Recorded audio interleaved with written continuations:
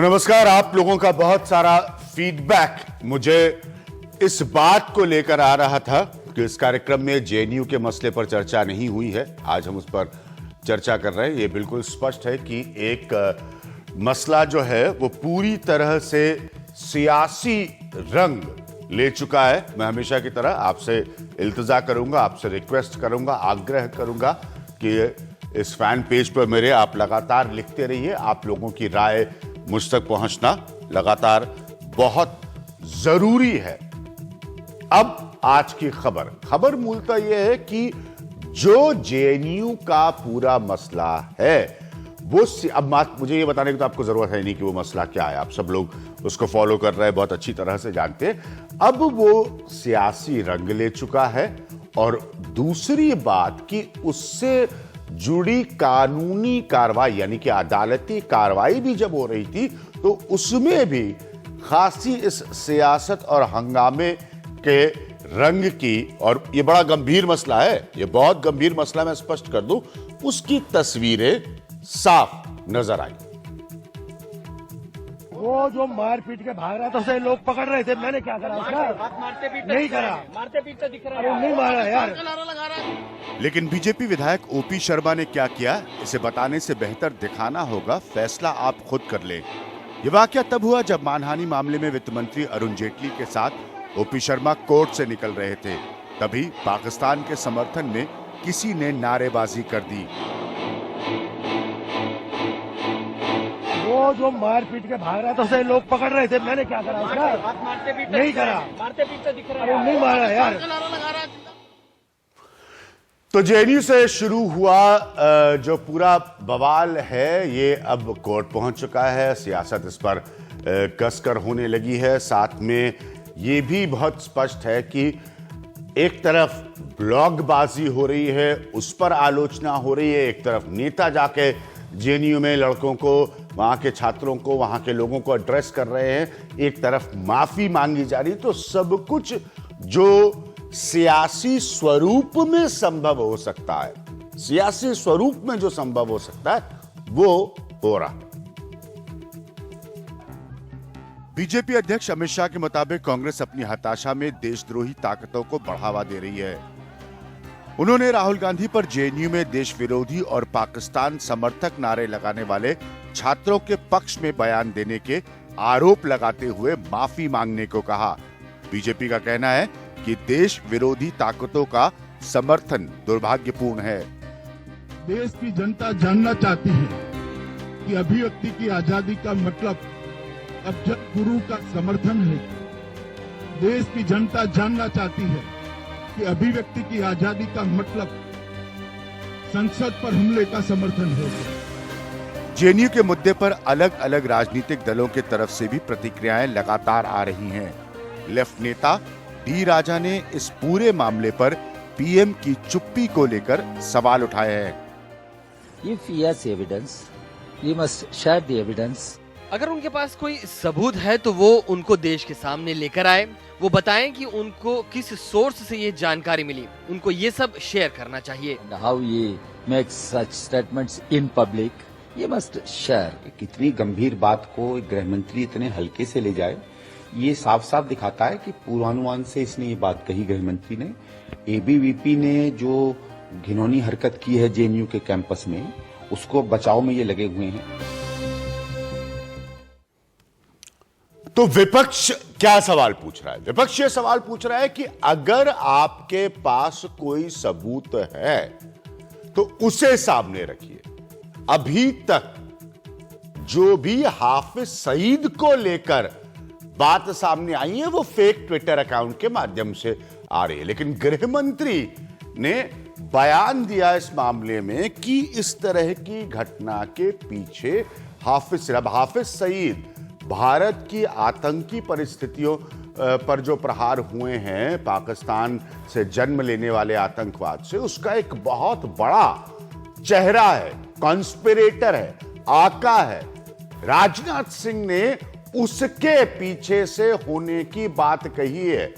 अब ये बड़ा गंभीर मसला है। जहां तक मेरा अपना प्रश्न है, मैं दोनों पक्षों के हमेशा बात रखता हूं और दोनों पक्षों से प्रश्न पूछूंगा भी। मेरे साथ सुधांशु त्रिवेदी साहब मौजूद हैं, जो कि आप सब जानते हैं भारतीय जनता पार्टी के सीरियस गंभीर प्रवक्ताओं में से मैं इनको गिनता। सुधांशु जी, राजनाथ सिंह, देश के गृह मंत्री का यह कहना कि हाफिज सईद इसके पीछे है, क्या आप मुझे बता सकते हैं ये कौन सी जानकारी पर है, ये कौन से सबूत पर है, ये कौन सी इंटेलिजेंस इनपुट पर है?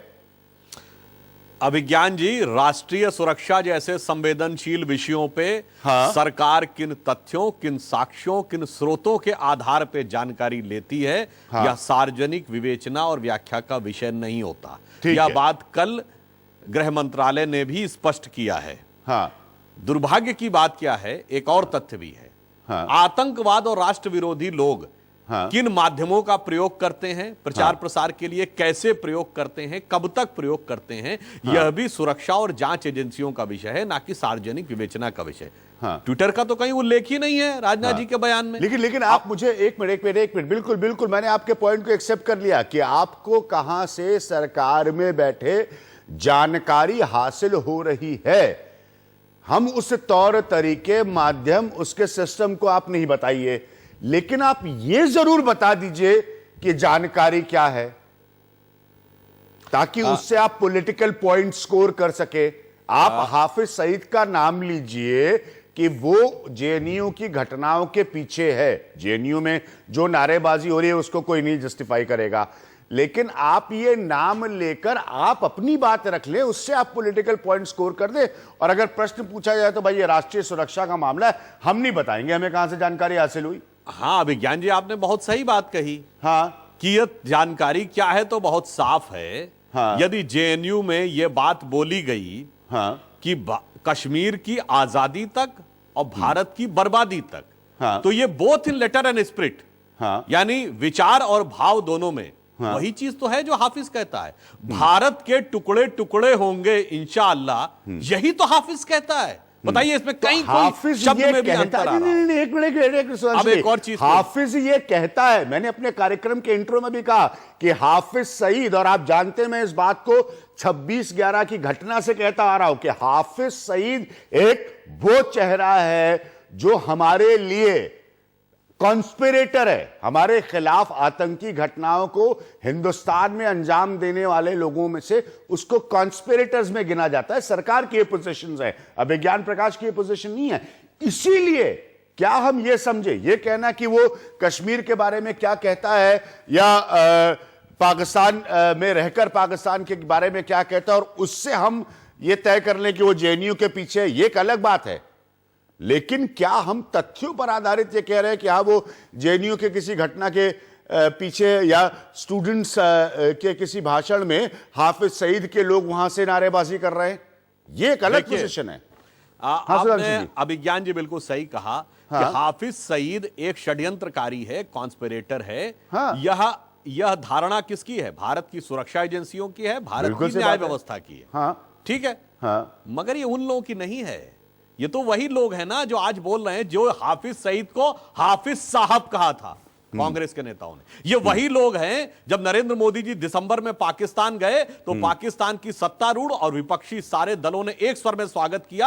आलोचना की तो सिर्फ हाफिज सईद ने, और भारत की धरती से आलोचना की तो इन्होंने। और अभिज्ञान जी, भारत के इतिहास में आज तक हाफिज सईद ने अगर किसी गृह मंत्री को शाबाशी दी है तो जनवरी 2013 में यूपीए सरकार के गृह मंत्री सुशील कुमार शिंदे के हिंदू आतंकवाद पर। इशरत जहां के मामले में भी हाफिज सईद और ये साथ साथ थे। तो ये तो भाई हमेशा हाफिज सईद के साथ याराना निभाते रहे हैं, तो इस समय हाफिज सईद के स्वयंभू प्रवक्ता बनकर अगर सामने आ गए हैं तो इसमें कोई आश्चर्य मुझे नजर नहीं आ रहा है। नहीं, तो आपको एक मिनट सुधांशु जी, फिर आपको इस बात में भी कोई आश्चर्य नहीं नजर आता है? क्योंकि जब मैं आप लोगों से प्रश्न पूछता हूं कि पाकिस्तान जो है एक अनशेड्यूल्ड विजिट पर नवाज शरीफ के घर के कार्यक्रम में नरेंद्र मोदी जाते हैं, तब आप लोग कहते हैं साहब देखिए कितनी बढ़िया कूटनीति है। उसके कुछ दिनों बाद पठानकोट की घटना हो जाती है, हाफिज सईद पर वो मुल्क कोई कार्रवाई नहीं कर पाता है। तो फिर हम या तो तय कर ले ना कि हमको हाफिज सईद को जिम्मेदार मानना है भारत विरोधी गतिविधियों के लिए भारत के भीतर, तो फिर हम उस स्टेट से किस तरह का रिश्ता रख पा रहे हैं जो हाफिज सईद को पनपाता है, हाफिज सईद को प्रोटेक्शन देता है। हम उस स्टेट से किस तरह का रिश्ता रख पा रहे हैं? हम उससे स्टेट से ये रिश्ता रखेंगे कि हमको जब मर्जी करे तो हम बिन बुलाए मेहमान भी बनने को तैयार है वहां पर। तो ये दोनों प्रश्न पूछे जाते हैं ना सुधांशु जी। नहीं, आपने जो बात कही अभिज्ञान जी, हमारे जो विरोधी लोग हैं वो तथ्यों पे नहीं बोल रहे हैं। हाँ। क्यों? भारत सरकार के नहीं, दबाव के विरोधी बाद क्या ही बोल रहे? पठानकोट नहीं, में- सुधांशु जी, अब मैंने पहले भी आपसे कहा था बुद्धिमान व्यक्ति, विरोधियों की बात मत करिए। इस वक्त हम आपकी बात कर रहे मैं हैं। बिल्कुल अगले हिस्से में जेएनयू के एक प्रोफेसर होंगे, मैं उनसे जेएनयू की बात करूंगा। और बड़ा मैं कहना नहीं चाहता, लेकिन आप जानते हैं मैं बराबर की बात करके रखता हूं। मेरा सवाल सिर्फ यह है कि पाकिस्तान एक स्टेट के तौर पर, मतलब इससे और कितना इतिहास हमको चाहिए, इन लोगों को संरक्षण देता है, इनको प्रोटेक्शन देता है। हमको इनकी एक्टिविटीज के बारे में किताबों के माध्यम से, डॉसियर्स के माध्यम से, आकलन के माध्यम से कितनी जानकारी अब है। तो फिर हम किस पोजीशन पर आकर खड़े हैं? बिल्कुल सही है आपने जो कहा कि कश्मीर पर हाफिज सईद क्या बोलता है। देखिए, फैक्ट ये है हाँ। कि हाफिज सईद जिस संगठन का मुखिया है, जमातुद दावा, हाँ, उसके कार्यालयों पर पाकिस्तान की तरफ से छापे कब पड़े? पठानकोट के बाद, जब हमने दबाव बनाया। हाँ, तो हमने पठानकोट के बाद भी जो हमारे जो भी विरोधी जो भी कहें, हमने करके दिखाया है। हाँ, इवन यहां तक भी खबर आई जिसको कि पाकिस्तान के मीडिया ने कभी पुष्ट नहीं किया बात उठी कि साहब मसूद अजहर को जो है वो डिटेन किया गया और बाद में पाकिस्तान ने उसको डिनाई कर दिया। तो कार्रवाई खाली छापे डालने की नहीं होती। हम सब जानते हैं पाकिस्तान में किस तरह का सिस्टम है, किस तरह का संरक्षण है, किस तरह की सरकार है, सिविल गवर्नमेंट क्या मानती है। पाकिस्तान के एक अखबार के संपादक मेरे साथ इस कार्यक्रम में थे, उन्होंने कहा कि डेविड हेडली कुछ भी बोले इसका मतलब ये नहीं कि वो कोर्ट ऑफ लॉ में स्टैंड करेगा पाकिस्तान के। तो प्लीज हमको इन हकीकतों को समझना पड़ेगा। आप ये कहें कि हाफिज सईद इसके पीछे है, वो एक देश के गृह मंत्री का स्टैंड है, लेकिन साथ में इसके पीछे की रियलिटी भी है सुधांशु जी। अभिज्ञान जी, आपने हकीकत समझनी पड़ेगी। बिल्कुल। अरे भाई, इस चीज की हकीकत यह भी है कि यहां पर वो नारा लगा कि अफजल हम शर्मिंदा हैं, तेरे कातिल जिंदा हैं। क्या मतलब है इस बात का? क्या अफजल का कत्ल हुआ था? और अगर कत्ल हुआ माना जाए तो किसने किया? यूपीए सरकार के समय में सर्वोच्च न्यायालय और 7 साल तक क्षमा याचना लंबित रख के राष्ट्रपति। इसका मतलब सीधे सीधे आप राष्ट्रपति और सर्वोच्च न्यायालय को कातिल कह रहे हैं और वो जिंदा है, इस पे आप शर्मिंदा हैं। इसका अर्थ यह हुआ कि आप उसको जान से मारने की धमकी दे रहे हैं और उस धमकी के साथ कांग्रेस खड़ी है। यूपीए सरकार का डिसीजन था। आज जवाब तो वो दें आकर कि अगर उनका निर्णय गलत था तो शर्मिंदा होकर माफी मांग लें और फिर इन जेएनयू के छात्रों के साथ वो भी नारे लगाएं। और अगर वो मानते हैं कि निर्णय सही था तो जैसा अमित शाह जी ने कहा है, राहुल गांधी देश से बिना शर्त माफी मांगे और सोनिया गांधी के ऐसे तत्वों का समर्थन किया। हकीकत तो यह है अभिज्ञान जी, देश का बड़ा विषय ये है। एक प्रश्न सुधांशु जी मेरे दिमाग में आ रहा है, इसलिए पूछ रहा हूं। ये आप लोगों के मसले और सियासत से सीधा नहीं जुड़ा है। नौजवानों से क्या यह संवाद नहीं हो सकता कि बजाय राजनीति करने के, दोनों पक्षों पर यह प्रश्न उठता है सर, बजाय राजनीति करने के आप संवाद करिए नौजवानों से। वो नौजवान इस देश के एक बहुत ही प्रतिष्ठित शिक्षण संस्थान में पढ़ रहे हैं। आप बात करिए, आप संवाद करिए, बजाय इसके दबा के राजनीति हो रही है। दोनों तरफ से हो रही है। मैं कतई ये नहीं कह रहा हूं कि एक तरफा राजनीति ये हो रही है। संवाद करिए, जाइए, मिलिए, बताइए कि भाई क्यों है, क्यों ऐसी स्थिति है, क्यों इस तरह के आप स्लोगन्स बोल रहे हैं दिल्ली के एक प्रतिष्ठित विश्वविद्यालय में। आपने सही कहा। हाँ। नौजवान जो भ्रमित हो रहे हैं, हाँ, उन्हें सही दिशा में लाने का प्रयास होना चाहिए। हाँ। मगर हकीकत क्या हुई है? याद करिए, बचपन में हम सब ने वो गाना सुना था जिसमें गांधी जी की फोटो पीछे लगती थी और ये कहा जाता था, हम लाए हैं तूफान से किश्ती निकाल के, इस देश को रखना मेरे बच्चों संभाल के। और बच्चों को आपने कहां पहुंचाया? किसने पहुंचाया? इसका दोषी कौन है? मैं फिर कहता हूं, वो कांग्रेस जो हाफिज को हाफिज साहब बोलते हैं, जो ओसामा को ओसामा जी बोलते हैं, आज उनके प्रवक्ता ने अफजल गुरु जी बोला। जहां मणिशंकर अय्यर और शशि थरूर अफजल गुरु के पक्ष में बयान देते हैं, सैफुद्दीन सोज मसरत आलम के पक्ष में बयान देते हैं, सोनिया गांधी की आंखों में आंसू बटाला हाउस इनकाउंटर के आरोपियों के लिए आते हैं, उत्तर प्रदेश के आजमगढ़ में लाइन लगा के कांग्रेस के नेता जाते हैं आंसू बहाने के लिए। मगर उन शहीद सैनिकों के घर पर कोई नहीं जाता जिनके सर कट गए, जिन्होंने संसद की रक्षा के लिए अपनी जान दे दी। वो दुखड़ा रोने के लिए आज गृह मंत्री के पास गए थे। इस प्रकार की राजनीति ने उन बच्चों को भ्रमित कर करके यहां तक पहुंचाया कि वो राष्ट्र विरोधी नहीं तो क्या नारे लगा संवाद रहे हो रहा हैं है? और फिर उसमें राजनीति हो रही है। एक मिनट सुधांशु जी आप स्वयं एक शिक्षक रहे हैं, क्या संवाद हो रहा है? संवाद हो रहा है या राजनीति हो रही है? क्या बोला गया, क्या नहीं बोला गया, उस वीडियो में क्या है, इसके डिटेल्स पर भी आज नहीं जा रहा हूं, लेकिन मेरा प्रश्न यह है कि क्या संवाद हो रहा है? संवाद नहीं हो रहा है। संवाद के बजाय राजनीति हो रही है दोनों पक्षों से। आपसे ज्यादा प्रश्न इसलिए बन रहे हैं, स्वाभाविक आप इस वक्त सत्ता में है, सरकार में है, और आपके गृह मंत्री ने बयान दिया है कि जेएनयू में नारेबाजी हाफिज सईद से लिंक्ड है। यह बयान मैंने नहीं दिया है, किसी और ने नहीं दिया है। देखिए, आपने सही कहा विज्ञान जी, मैं भी विश्वविद्यालय में शिक्षक रहा हूं। हाँ, विश्वविद्यालयों में छात्रों को संस्कार देने का प्रयास होता है, संवाद करने का प्रयास होता है, परंतु उसी के साथ साथ अनुशासन समिति और प्रोक्टोरियल बोर्ड भी होता है, यानी एक मर्यादा होती है। यहां मैं कहना चाहूंगा, अभिव्यक्ति की स्वतंत्रता के हम भी पक्षधर हैं, पर अभिव्यक्ति की स्वतंत्रता के नाम पर आपको आपराधिक स्वच्छंदता नहीं मिल सकती कि आप अपराध, हिंसा और राष्ट्रद्रोह का खुलेआम समर्थन करें। जैसे मैं आपसे कह रहा हूं अभिज्ञान जी, हम और आप बहस कर रहे हैं, क्या कोई बहस करते हुए कह सकता मैं आपके टुकड़े टुकड़े कर दूंगा? तो आप कहेंगे साहब ये बहस नहीं हो सकती, ये तो सरासर आप अभद्र भाषा प्रयोग कर रहे हैं। ये बात देश के लिए भी है।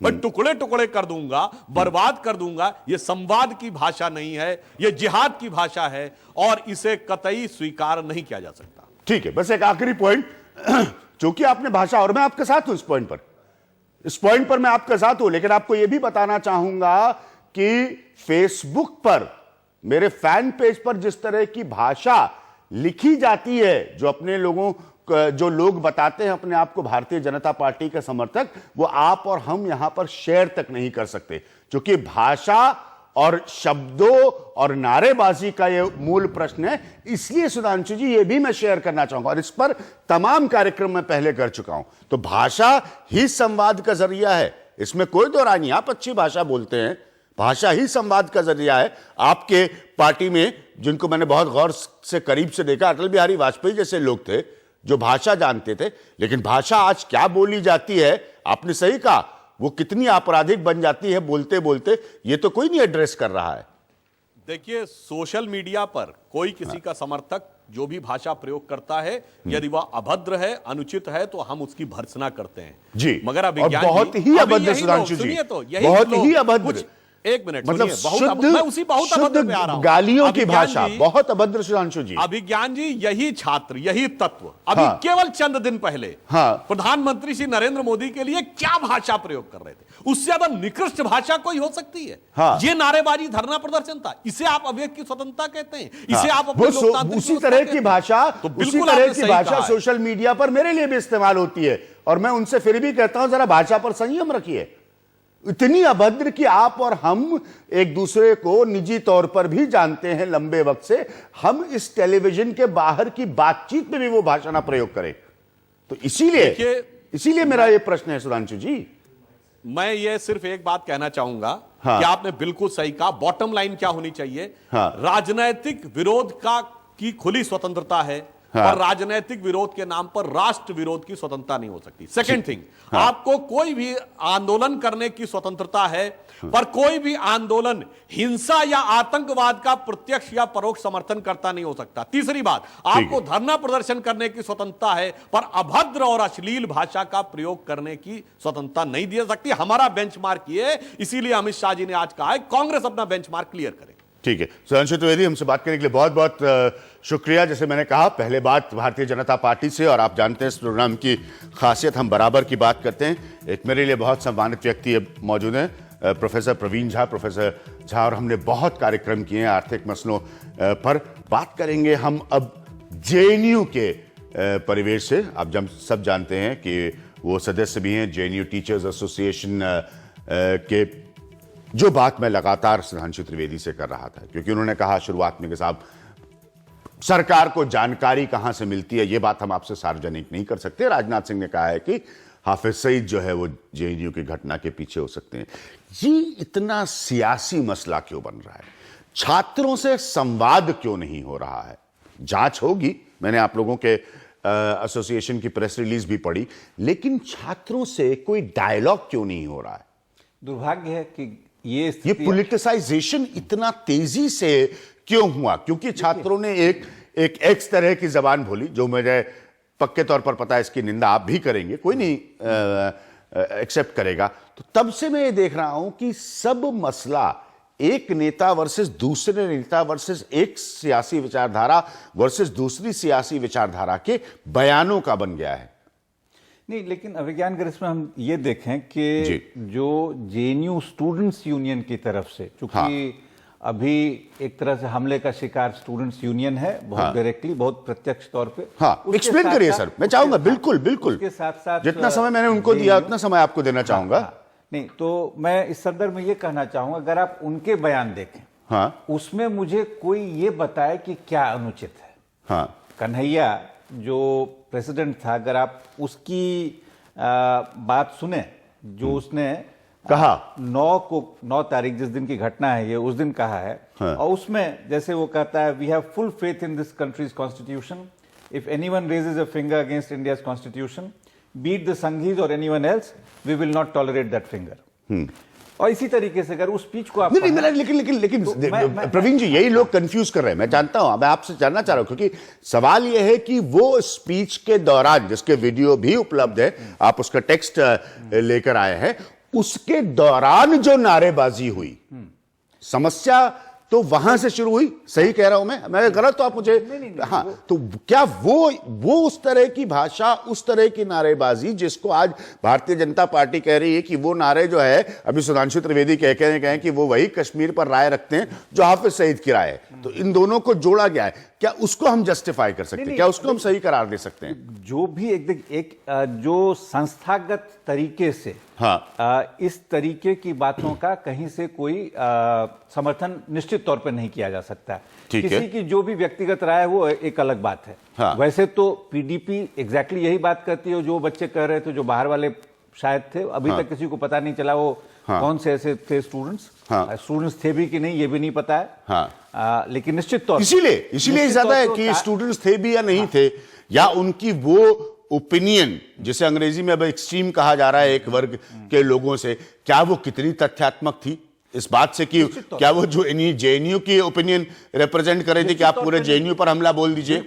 बिल्कुल नहीं, वो तो है ही नहीं। वो तो सभी लोग मानते हैं उस कैंपस में कि ये जो एक आवाज थी, निश्चित तौर पे एक जिसको आप कहेंगे कि बिल्कुल हाशिए की आवाज थी। अब उस आवाज के बहस पे हम नहीं जाएंगे, अच्छा बुरा इत्यादि क्या है, लेकिन वो आवाज वही आवाज है जो लेकिन असली बहस भी तो प्रवीण झा जी वही है ना, कि वो हाशिए की आवाज को कहा जा रहा है कि ये एंटी इंडिया वॉइस थी, तो ये भारत विरोधी आवाज थी। हाशिए पे अगर इस तरह की कोई आवाज है जो कि हमारे कॉन्स्टिट्यूशन के तहत गलत है, उस तरह की बात करना, उसकी सभी भर्त्सना करते हैं। जेएनयू का जो एक पूरा समुदाय है, शिक्षक, विद्यार्थी, दोनों का मिला के सभी लोग जो हैं वो बार बार ये कहते रहे हैं। कन्हैया ने उस दिन भी इस बात में, उस घटना के बाद जो है, ये जो मैंने आपको भी सुनाया, उसी समय उसने जो एक भाषण दिया, उससे मैं आपको बता रहा था। तो इसकी भर्त्सना उसी दिन से हो रही है, लेकिन यहाँ पे लगता है जैसे कि जेएनयू आंख की किरकिरी बनी हुई है।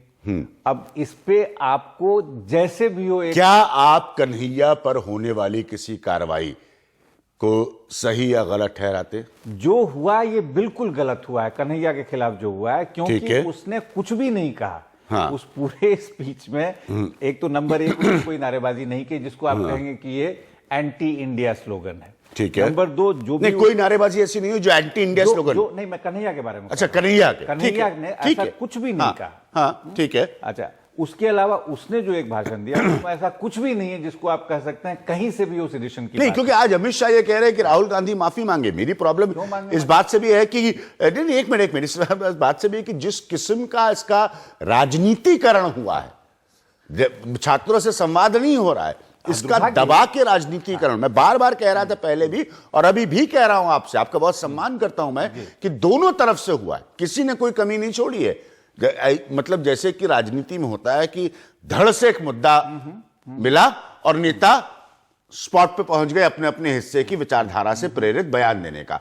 छात्रों से जो संवाद की आवश्यकता है वो एकदम धूमिल नजर आ रही है और कन्हैया पर कार्रवाई होती नजर आ रही है और माहौल 48 घंटे में एकदम बदल गया। बिल्कुल, आप बिल्कुल सही कह रहे हैं। तो प्रश्न ये उठता है कि जेएनयू के छात्रों से या जेएनयू समुदाय से क्यों नहीं बात हो रही है? ठीक है, बात कौन करेंगे?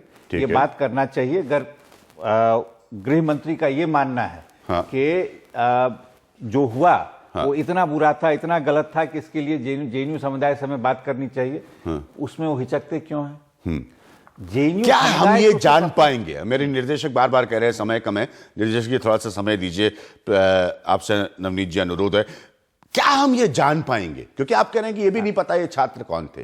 क्या हम ये जान पाएंगे जो उनके बोले हुए शब्द, मैं यहां दोहराने में उसको कोई मेरी रुचि नहीं है, जो आग की तरह फैले, लोगों को मालूम चला, क्या हम खाली ये जान पाएंगे कि वो कौन थे?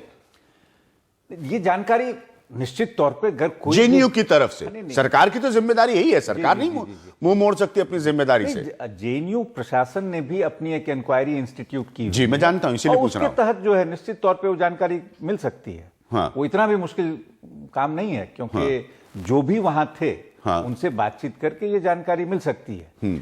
अब वो जानकारी देंगे या नहीं, इसका आश्वासन मैं नहीं दे सकता। नहीं, मैं वो समझ रहा हूं इस बात को, लेकिन जानकारी निश्चित तौर पे मिल सकती है। ऐसी कोई एक आखिरी पॉइंट आपसे प्रोफेसर प्रवीण झा, कांग्रेस भी वहां जाकर जिस तरह की बात बोल रही है, क्या आपको लगता है ये सही है? देखिए, अभी जो है जिस तरीके का एक सीज का माहौल जेएनयू के खिलाफ बनाया गया है, दुर्भाग्य से केंद्र सरकार ने वो बनाया है, उसमें जेएनयू समुदाय को सबके समर्थन की आवश्यकता है। और जो हमारा आंतरिक अपना, ये सेंटर वर्सेस रेस्ट है, निश्चित तौर पे वही हो रहा है, ठीक है, आप देख ही रहे हैं। और जेएनयू इस घटना के लिए आप इस तरह से स्टेट पावर का इस्तेमाल करने लगे, क्लियरली एक अब्यूज ऑफ स्टेट पावर जिसको हम कहेंगे, ठीक है, उस तरीके से अगर ये हो रहा है, उसमें बच्चों को, जेएनयू के जो आम बच्चे हैं उनके लिए, जो आम छात्र हैं उनके बारे में मैं कह रहा हूं, उनको लगता है कहीं ना कहीं से क्या हमारे लिए सपोर्ट सिस्टम इस देश में है या नहीं। अगर उसमें अगर कोई भी एक सपोर्ट प्रोवाइड करता है, और ये कांग्रेस हो, एआईडीएमके हो, डीएमके हो, जेडीयू हो, कोई भी हो, मेरी समझ से वैसे भी इस बहस में सबका जुड़ना बहुत जरूरी है और ये बहुत महत्वपूर्ण है। जब हम नेशनल या एंटी नेशनल कहते हैं, हम क्या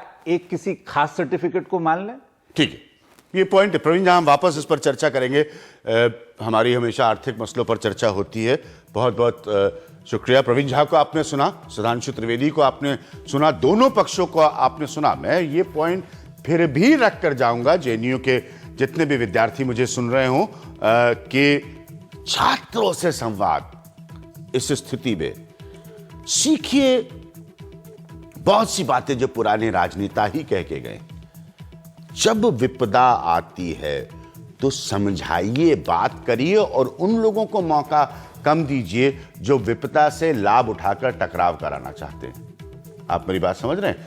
आप लोगों से जरूर चर्चा होगी। वक्त हमारे लिए एक ब्रेक का, और ब्रेक के अगले हिस्से में अरविंद केजरीवाल की दिल्ली में 1 साल पूरे हो रहे सरकार के, उस पर कुछ बातचीत।